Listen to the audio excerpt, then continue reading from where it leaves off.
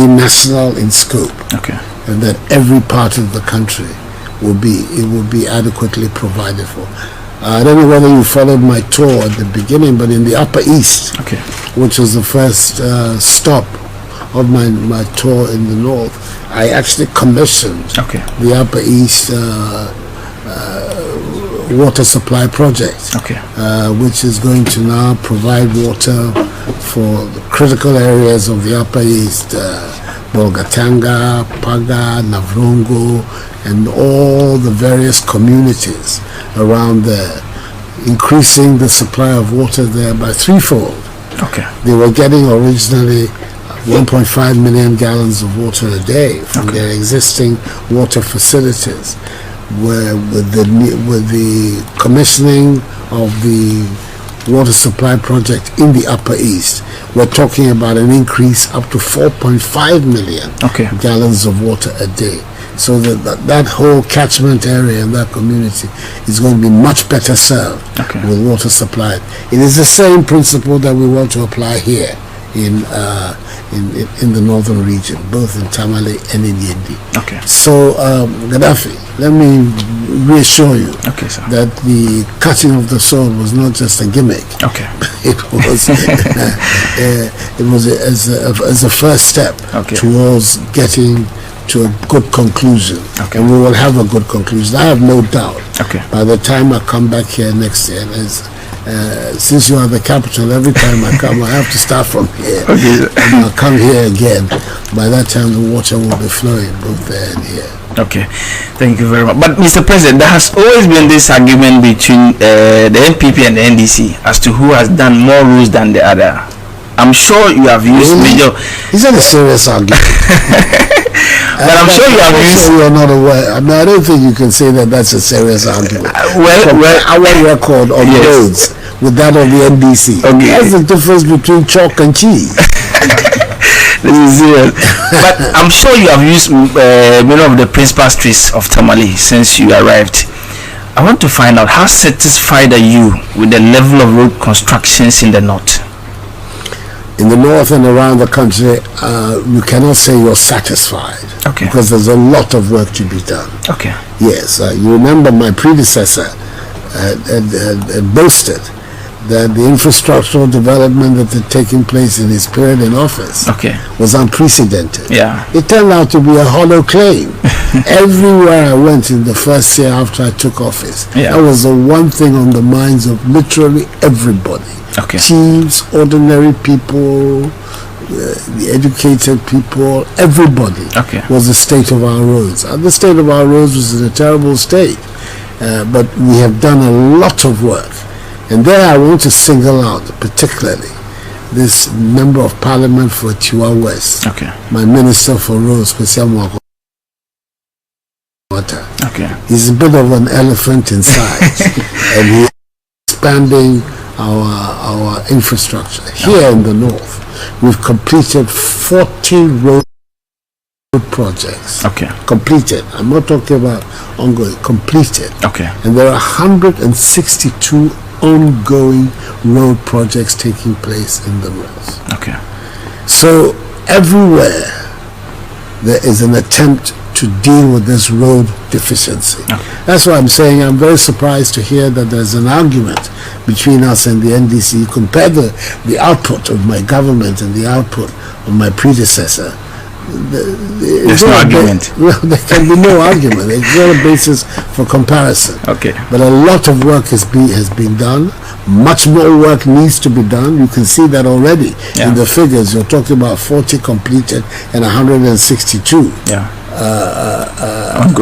ongoing. It tells you about the ratio, and it also tells you the extent of the work that has to be done to be able to say you are satisfied about the road infrastructure in our country. And let's understand it. The expansion of the road system is not just about satisfying, if you like, people's ability to, but it is essentially also to open up our economy and our country so that we can increase trade amongst ourselves. It's easier to haul food from places. It's easier for things that are being produced in a particular part of Ghana to reach other parts of Ghana where there's a demand for it. All of that is basically to enhance the economic profile of our country and its structures. Okay. So it has, of course, always the human-centered attitude, which is to satisfy the demand of people to be able to travel in comfort between various points of the country. Okay. But even more, if I may say so, significantly, it is to open up our country so that we can intensify the development of our economy. Okay. 92.1 MHz Northstar Super Morning Show program is an exclusive interaction with the first gentleman of our land, Nana Addo. Now, Mr. President, I want us to delve a little bit into economy because you have given us your full assurance as a president of this nation that despite the challenges that the pandemic has caused to our nation, you are fully determined to bring back the economy to life and chart us on a path of progress. To what end are you doing this, Mr. President? Oh, to the end of improving the standards of living of the Ghanaian people. That has to be the main concern.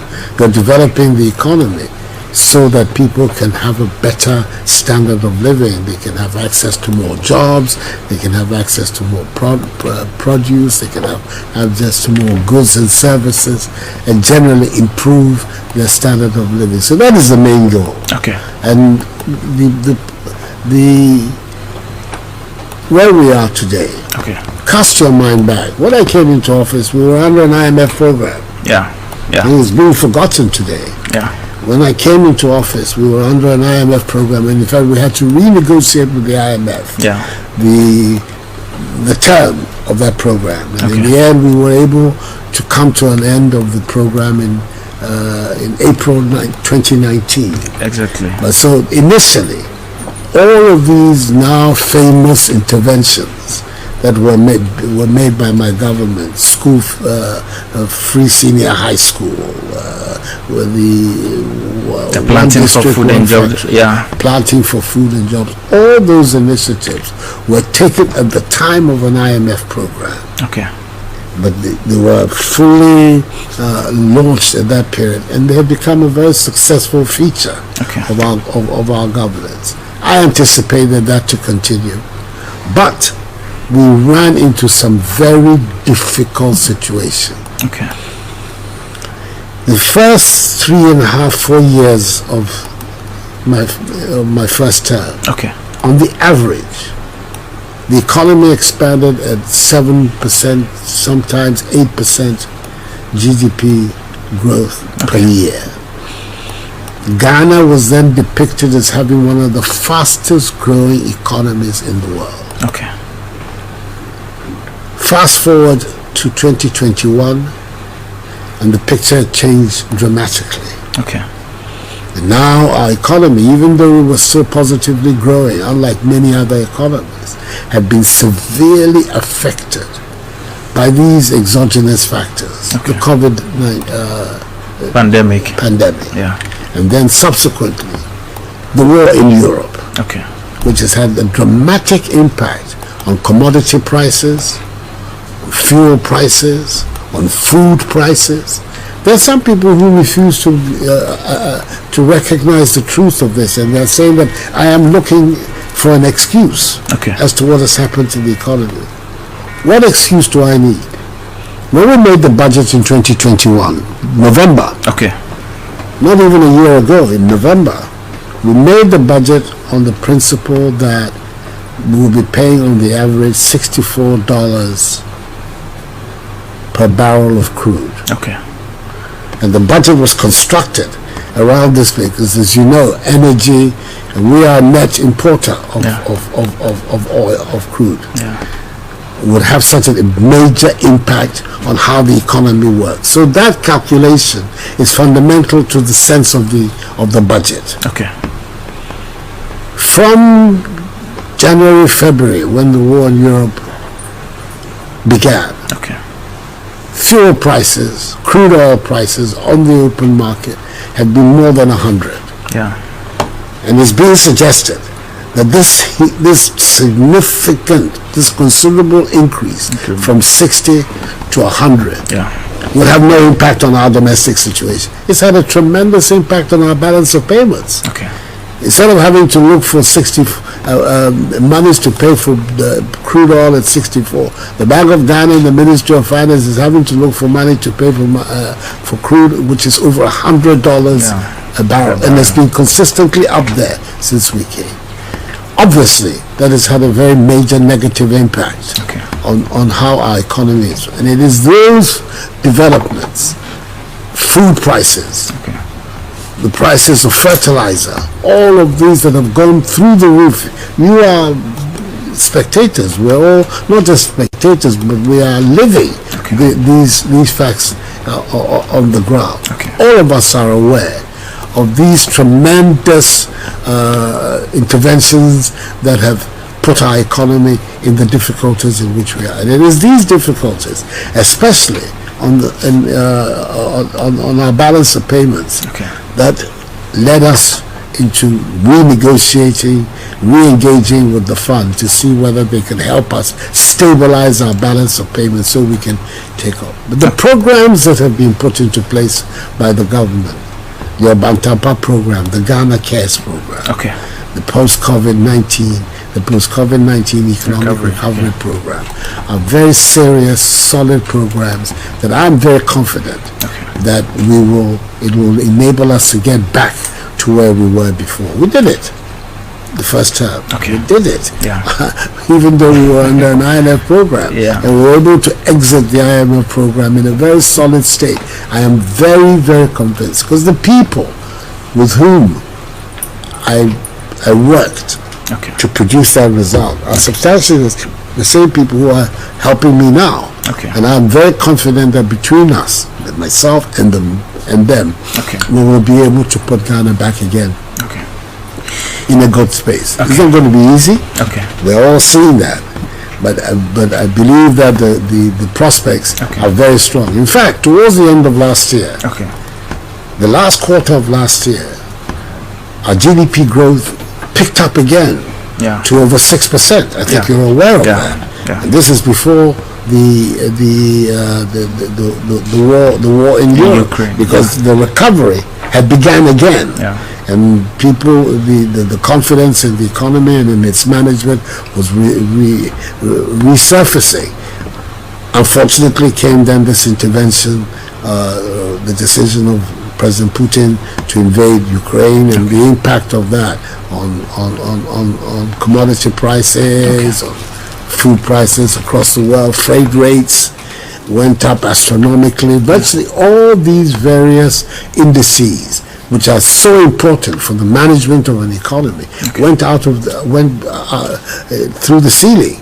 And clearly it has had, and I think it's also important for us to recognize that we're not the only economy in the world that is having these difficulties.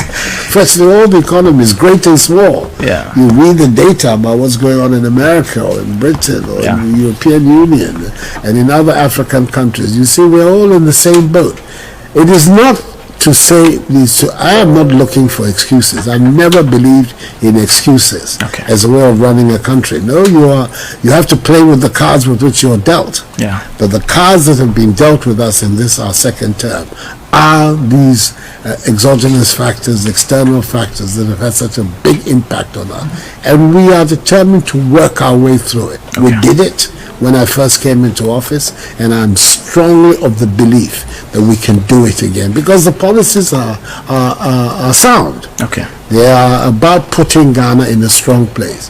For the time being, there'll be a lot of up and down, people talking and saying, yes, the difficulties are there. And I'm the last to want to minimize the difficulties. They are there. They are affecting the lives of ordinary people in a very negative way.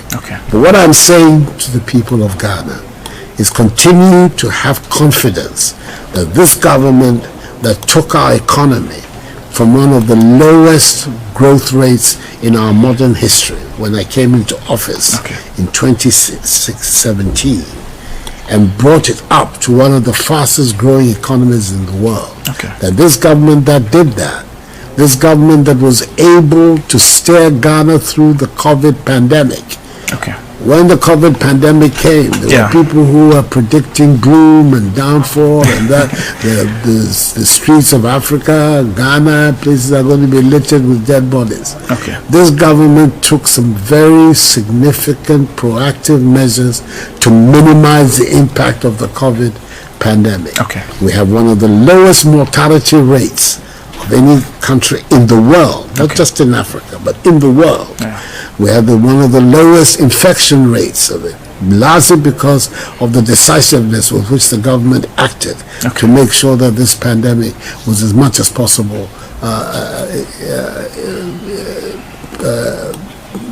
prevented from having any really significant negative impacts on the people.